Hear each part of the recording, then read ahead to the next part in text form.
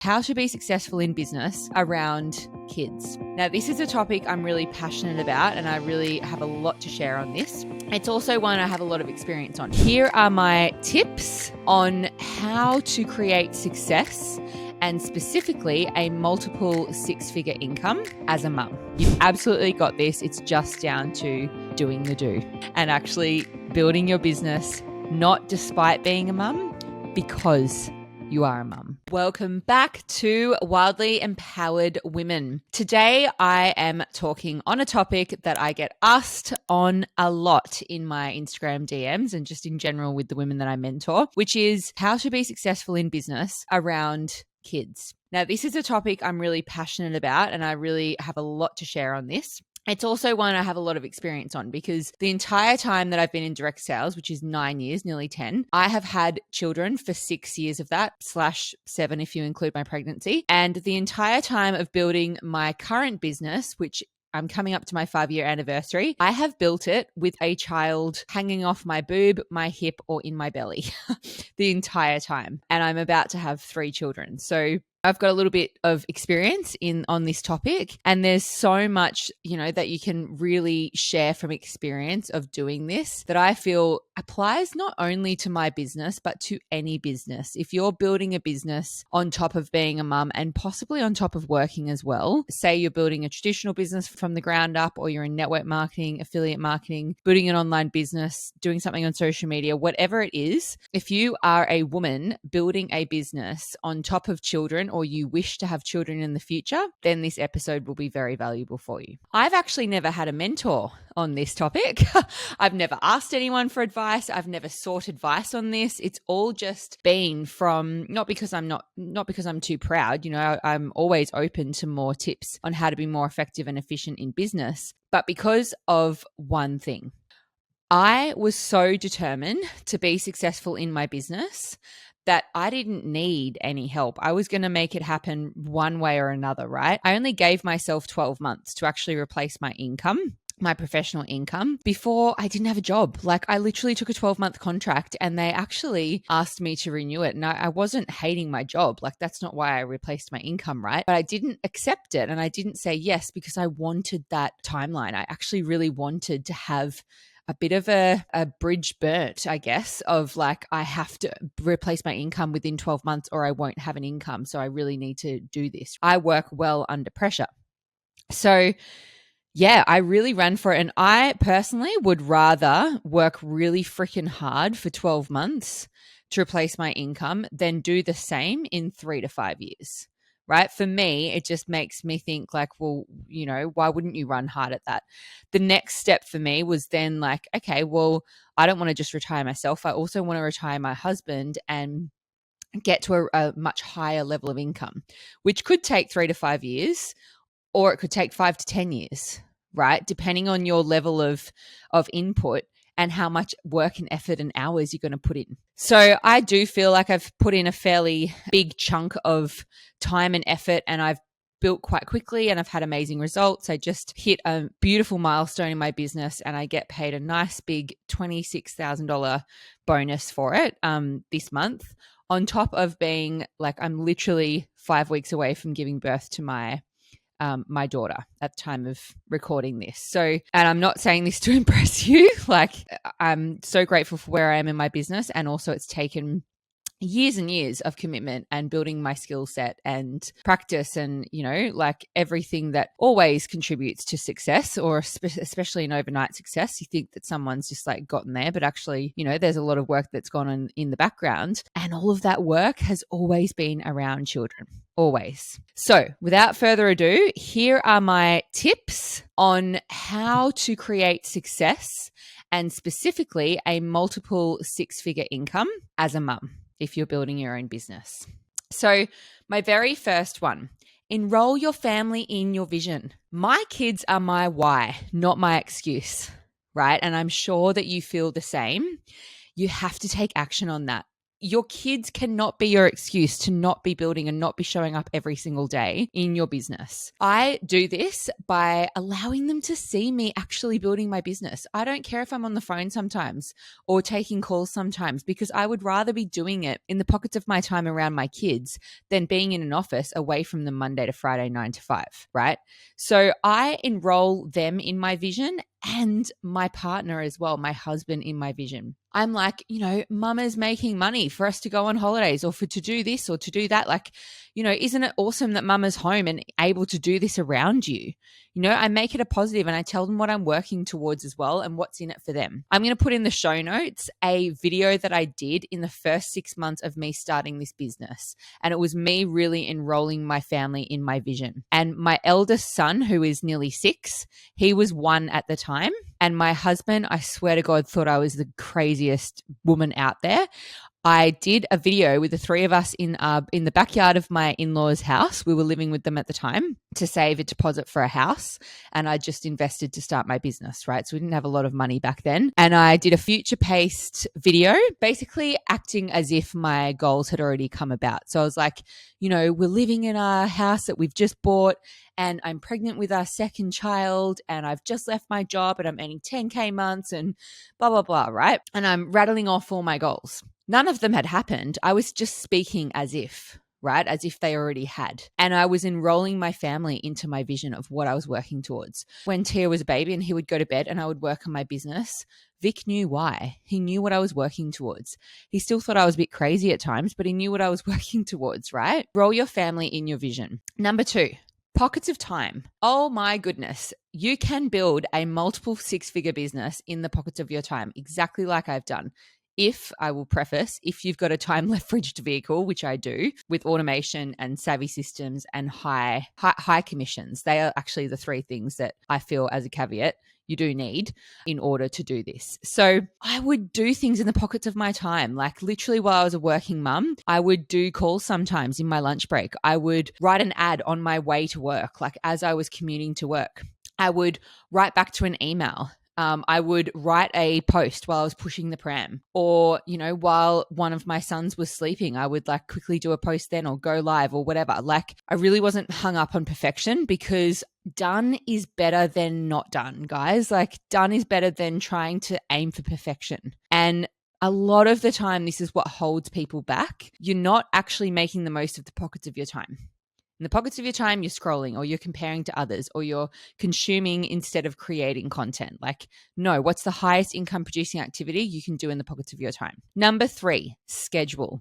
I know exactly when and where my kids will be at any given time. I know when my no kid time is. I'm literally recording this podcast in the last 30 minutes that I have before I know I need to go and pick up my son, take him to swimming lessons, run around, pick up my other son from daycare, like do all this stuff, right?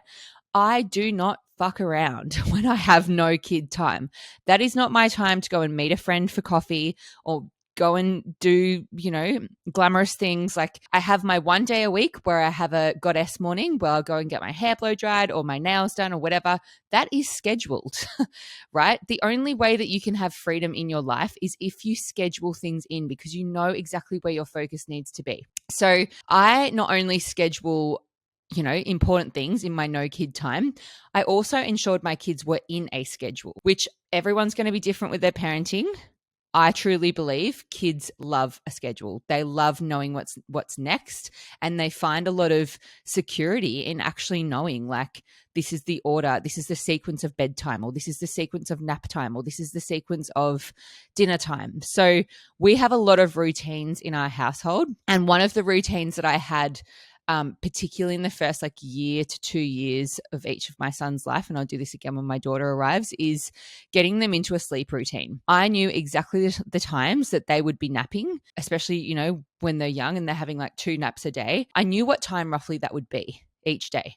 So I knew that if I needed to do phone calls or do something important, I knew when to actually schedule that in. This is a hard pill to swallow, and not everyone will agree with me, but I believe you will get what you tolerate, especially when it comes to sleep. So if you're tolerating a child not sleeping or having their sleep routine is all over the place and you don't actually do anything about it, like invest in a sleep therapist or read some books or find something that works for your family. There's no one size fits all, but if you find something that works for you, then you could potentially solve that problem, right? But if you tolerate it, if you just think, oh, it has to be this way until they grow out of it, it will be that way until they grow out of it, right? So I've had many times where I've had no sleep and broken sleep and, things haven't gone as planned, but I've gone, okay, I'm not going to tolerate it. I'm going to try this new way or try this new thing or invest in a sleep therapist who came to our house in one session, figured out that it was literally just one thing that I could do differently that could change my son getting up at 4 a.m. every morning.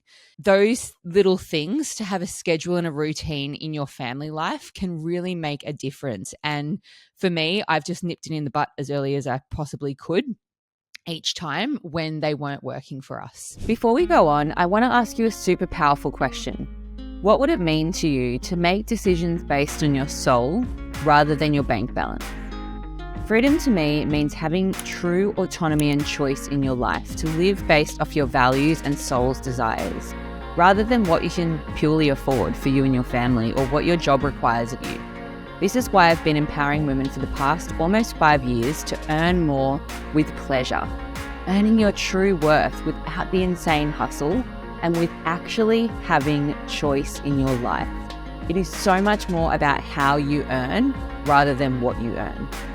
If you'd like to learn more about how I mentor women to earn a time-leveraged income online, selling conscious, health-based products and learning the skills of personal branding and attraction marketing, both very sexy skills to have, then click on the link in the show notes or DM me the word info on Instagram so we can have a proper chat. I love having one-on-one combos with you savvy queens and showing you how this kind of income and our community can help you truly live wildly empowered. Big love, back to the episode. Number 4, use the hustle and the juggle of work life, business building life, mum life as your why. Like, if it sucks right now, if you feel stressed, if you're like, oh my God, working and building a business and being a mum and this, that, whatever, if it sucks, that should be your fuel to drive you so freaking hard, right? So I use this to drive me hard. I was like, I would rather only do this, building a business, working and having kids and doing IVF. By the way, while I was working, I was doing IVF literally in my lunch breaks. I would go and do an embryo transfer in like a 10-minute lunch break, right? I was like, this sucks. I'm not willing to do this for more than 12 months because I just do not tolerate this as my life, right? So I would rather have been a little bit more stressed and a bit more busy and way less time with my husband and hardly seeing friends for 12 months and hardly doing anything social and not really drinking and, like just giving up a lot for 12 months so that I could retire at 29 like I did and retire from the corporate world forever with only 12 months of that, then keep complaining and it take 3 to 5 years, right? So use whatever discomfort you're in as your fuel to drive you. That is such a powerful thing that you can use to drive you in smashing out your goals in your business. Number 5, pay for support before you can afford it. Oh my goodness. I have paid for so much support over the years to outsource things before I was at the point where I really could justify actually doing it. We've had a cleaner for the whole 5 years I've had this business before I'd even replaced my income. I have outsourced things before I was making the money to really justify it. I've had a virtual assistant virtually the whole time that I've done this business as well. I pay for support. I had my son in childcare even when I was working an extra day a week because I worked 4 days a week. And on every other week, I only worked 3 days a week, but I still had him in for the 4 days so that I had 1 day a fortnight to work on my business. This was before I was making the money I'm making now, right? So before you can afford it, you need to sometimes look at, well, what will the payoff be? What will the ROI be if I pay for this support, right? What are you spending your time on? What can you pay for support to outsource? So is it like you just spend way too much time cleaning or cooking or like, doing the meals for the week, shopping. I haven't stepped foot in a shop for like in a grocery store for God years because I do everything online. But if online shopping wasn't around, I'd do what Morgan mentioned in his episode, and I would actually be paying someone to do the shopping for me. Like, have a look at your schedule and what you actually spend the most time on. Number 6, make the effing time. Make the time for your business. Is it important enough? Make the goddamn time. Don't tell me that you don't have the time. No one has the time, right? But you can make it, sister. You've got this. Like, you can actually look at your day and go, right, I know exactly where I'm actually not utilizing my time the most. I can get up early. I can utilize my lunch break. I can utilize my commute. I can work when the kids go down. Like, make the time. You can do so much while you have 10, 15 minutes if you know what the most important things are that you need to get done in your business. Say, for example, in my line of work, if it's putting a post on social media or doing a quick ad or responding to someone in your DMs, that can be done so easily in 5-10 minutes of time. Also, while you're like, if you've got younger kids at home, like if they're doing a nap, if they're having a quick nap, or you're walking them to the park or pushing the pram or whatever it is, like if your child is feeding, like I did so many Zoom calls with my son and my boob feeding, and you could just see from my chest up, I just made things work. So make the time. If this is a priority, you will make the time. Number 7, do it for yourself. This is a really big one. Sure, your family are going to benefit from you building a business and earning more money and being home more or replacing your income or whatever it is, right? Of course, your family and other people are going to benefit. And that is so, so beautiful. And also, from my experience mentoring literally hundreds of women, probably thousands over the years, it is very difficult for women to put themselves first. Difficult as it can be sometimes, it's actually crucial because that is what will drive you the most in your business, is if you actually put yourself first and put the benefit of what you will get from getting to your goal first. Other people get to benefit, and that is so beautiful. But what's in it for you? You need to prioritize yourself and your own self-worth and do this for your own goals before anyone else's. Number 8, ask for and accept help from anyone, right? This, I remember when we were organizing our wedding. I'm so glad I had this experience before we had kids. My mother-in-law was so helpful. She kept offering so much help, and I felt so bad accepting because I didn't want to add stuff to her plate, but I accepted, and she literally organized like the accommodation for, we had a destination wedding. She organized the accommodation, the payment, the everything for everyone that came to our wedding. We had, I think, 108 people from memory at our wedding. And that was such a massive job off my hands. And I remember at the time being like, it was so new to me to accept someone helping out that much. Like it was, I cannot tell you how grateful I am that she did that. Like it was literally organized to a T, and she does like overseas trips and stuff. Like she brings people overseas for food and wine tours. So it was like her zone of genius, right?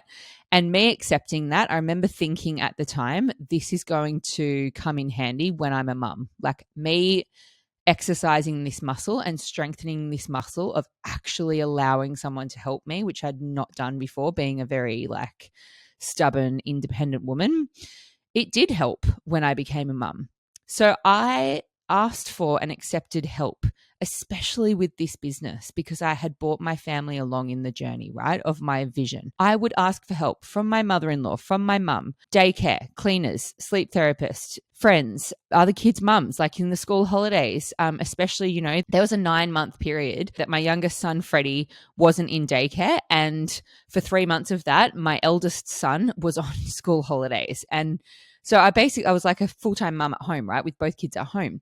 So I made a little schedule with the other preschool mums, and we had each other's kids over. So I only had to do it once a week, and the other 3 play date were with the other 3 mums. So that helped us to have time in our week for us all to work on our various things. And only once a week we had all 4 kids, right, which actually is still quite easy because when you've got 4 kids over, they're all playing with each other. They're not asking you to play with them all the time. So you can explain that you need to get a few things done here and there. So ask for and accept help. Be proactive with this. You are so worth having help and support. You don't need to do everything yourself. And I hate to burst your bubble, but you actually don't get any trophies for doing everything yourself. You actually don't. So what's the point? You may as well ask for and accept help because it feels really good on the other side to be the person that is actually offering the help as well. Like, allow people to do that because they often want to. They're people that care about you and actually want to give that to you. Number 9, prioritize. What is most important long term? Is it more important long term that you're showing up and actually building your business and moving the needle forward daily? Or is it more important that your son maybe gets 2 hours of screen time today instead of 1? Like, really, in the long term, if that's an occasional thing, how much damage is that going to do versus you staying in a job or a career that you're unhappy with for the rest of your life and not being with your kids? Look at what is the best thing that could happen and what's the worst thing that could happen. There have been some days, especially like I said, that period that I had both kids home full time and I had so much on and I just literally was like, how the hell am I going to do this? Some days they sat down and watched TV for 2 hours because I had stuff to do. Other days I would take them to a play center and they would run around and have so much fun, but I would also be there on my laptop, be doing things in the background, right? Prioritize your time and look at what is your long-term goal, right? What is the priority in this moment? Doesn't mean that I don't spend one-on-one, very focused time with my kids. I absolutely do. And I believe that the one thing that our kids see as love is time with them. You know, they don't want presents. They don't care about other things. They care about time with you. So that is still a very big priority of mine. And also I am wise enough to know that I only have that time because I was able to replace my income to be home with them and to have that choice and freedom in my life. Really have a good look at, like, does it really matter? Am I setting my standards too high? Am I being a little bit hard on myself as a mum? Being like, I've got to just be 100% present with them the whole time versus, you know what, a priority to me is actually replacing my income so that I can be around them and focus on my kids and have them, my biggest value, which is for a lot of us family, front and center versus building someone else's business. Before we wrap up this episode, I want to ask you a question. Do you remember how you discovered this podcast? Was it a friend's suggestion or an Instagram story, maybe a post? Somehow you found it, and I'm hoping you're getting a lot of value from it. I need your help now to pay it forward so that other women can feel seen, heard, nourished, and more than anything, empowered from these conversations too. Big love, back to the episode. Number 10, don't wait to feel in the right energy. Seriously, would you not show up to work because you didn't feel like it, or you were having a down day, or you just didn't believe in yourself, or you're having a few self-doubts and limiting beliefs? So you know, you're going to call up your boss and call in sick because you're just not feeling in the right energy? Come on, guys. In a business, you can't, like, if you wouldn't say it to your boss, then don't say it to yourself, because you are your own boss, right? Which is a great thing and also a bloody terrible thing sometimes, because you can justify anything to yourself, right? Like, you'll let yourself off the hook when really it's not really a valid excuse if you were to give that to someone else, right? So if you wouldn't say it to your boss, don't say it to yourself, because you are actually accountable to your vision and your goal. And if you're going to get into the habit of letting down that vision and letting down that goal on the regular because you don't feel in the right energy, or, you know, you just in self-doubt or any limiting belief, right? Then that's going to be a very regular habit of yours. And the thing that breaks that habit and breaks those limiting beliefs is actually action. Jump on a training, jump on a podcast, take some action, go and do a post, go and do a reel. Doesn't have to be perfect. Whatever it is that you need to do in your business, if you actually start, even if your goal is to do it for 5 minutes, what you'll likely find, and this is actually in Atomic Habits, a great book, very highly recommend it. If you just have the goal of just doing something for 5 minutes or 10 minutes, that's still awesome that you've done that, right? If 5 or 10 minutes is better than nothing, but 9 times out of 10, you'll actually do it for longer, right?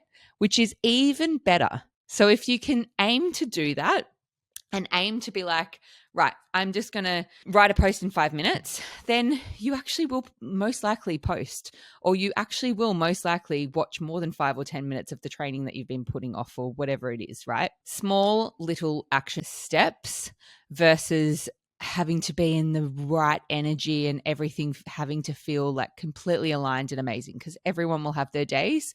I've shown up in my business even on the days that it hasn't felt good.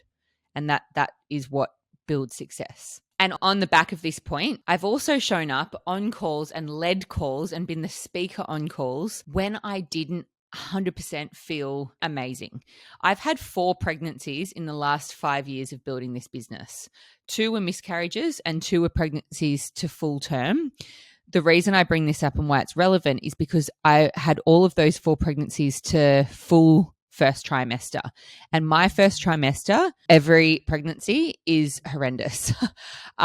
It's always filled with a lot of nausea. I actually get worse at night than I am in the morning. Most of my calls are in the afternoon or night.